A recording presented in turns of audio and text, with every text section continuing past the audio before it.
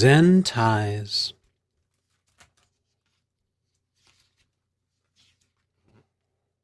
"Mom, there's a bear over there," said the little girl. "A what?" asked her mother. "A big panda bear," said the girl. "What's he doing?" asked the little girl's mother. "He's sitting." "Maybe he's waiting for someone," said her mother. Stillwater was waiting for someone. He was waiting for the arrival of his nephew, Coo. "Uncle Stillwater, summer, I have arrived. Seeing you brings smiles." "Hi, Coo," said Stillwater. "I brought you some welcome balloons." Coo took the balloons and bowed. "An uplifting gift.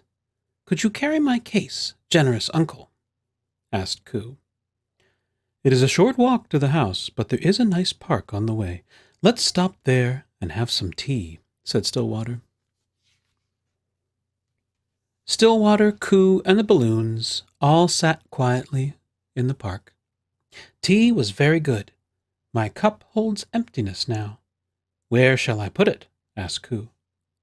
Stillwater did not like to waste. "We will use these cups every day while you are here, so we should save them." Suddenly Stillwater burst out laughing. "That tickles," he said. "Hi, Stillwater," said his friends Addie, Michael, and Carl. "We were just coming to see you." "Hello," said Stillwater. "I would like you to meet my nephew, Coo." The children introduced themselves, and everyone ran off to play. Addie invented a game called Jump on Stillwater. It was fun.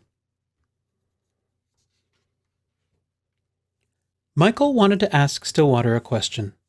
"I'm going to be in a spelling bee," Michael said. "What would you do if you were in a spelling bee?" "I would spell words," said Stillwater. Michael looked at his shoes.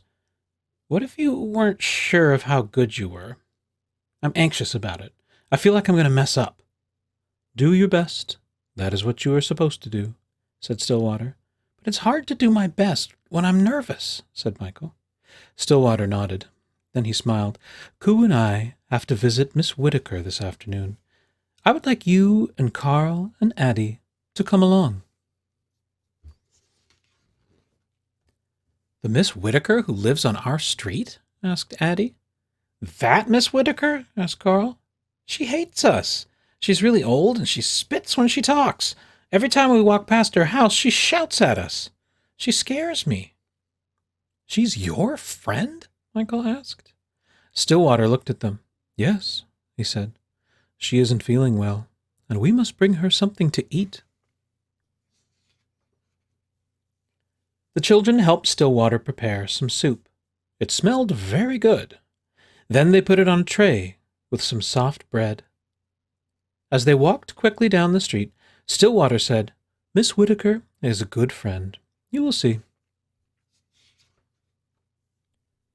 "Why on earth did you bring these children here?" shouted Miss Whittaker. The children backed away. "Hello, Miss Whittaker," said Stillwater. "You look well today. We've brought you some nice soup." Carl looked at Miss Whittaker. She did not look well at all. She looked thin, and she looked small. Much smaller than she did when she stood on the porch yelling at them for throwing a ball in her yard. Stillwater helped Miss Whittaker up to bed, and he offered her the soup. Then he asked Addie to sweep the floors, and he asked Michael to open the curtains and the blinds. "Carl, hold the dustpan still," said Addie. "Carl and Coo are very good at drawing pictures," said Stillwater. "I can't see pictures anymore," said Miss Whittaker crossly. Carl and Coo drew several pictures together. When it was time to leave, Stillwater put them up around Miss Whittaker's bed. He told her they would come back tomorrow. Outside, the children said goodbye. "Bye," said Carl. "Bye," said Addie. "See you tomorrow," said Stillwater. "I don't know," said Michael. "I should study for my spelling bee." "You should come," said Stillwater. "You should come early."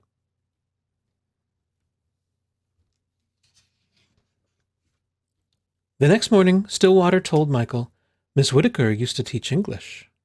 She did? Asked Michael. Then Stillwater said, Miss Whittaker, did you know Michael is going to be in a spelling bee? Well, said Miss Whittaker, I know something about that. Now listen, just like plants, words have roots, Miss Whittaker said. A plant grows from its roots, and so do words.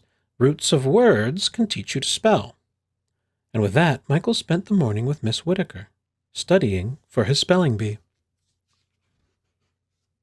The next day, Stillwater found Coo looking up at the apple tree in Miss Whittaker's front yard. Oh, hello, Stillwater, said a voice from up in the tree. Can you catch me? I was getting some apples for Miss Whittaker, said Carl. This morning's sunlight, gathering apples, and a boy, said Coo. After the spelling bee, Michael raced to Miss Whittaker's. I did it, said Michael. I made it all the way through to the end. Good, said Stillwater. So you were not too nervous? The judges were nothing compared to Miss Whittaker, said Michael. Yeah, said Carl. Just this morning she was shouting at us again. Then why are you smiling? Asked Stillwater. She was telling us to get out of the street and play in her yard. On the last day of Coo's visit, Michael presented Miss Whittaker with the ribbon he got at the spelling bee. Carl gave her the apples he had gathered. My mother taught me to make apple tea, said Miss Whittaker.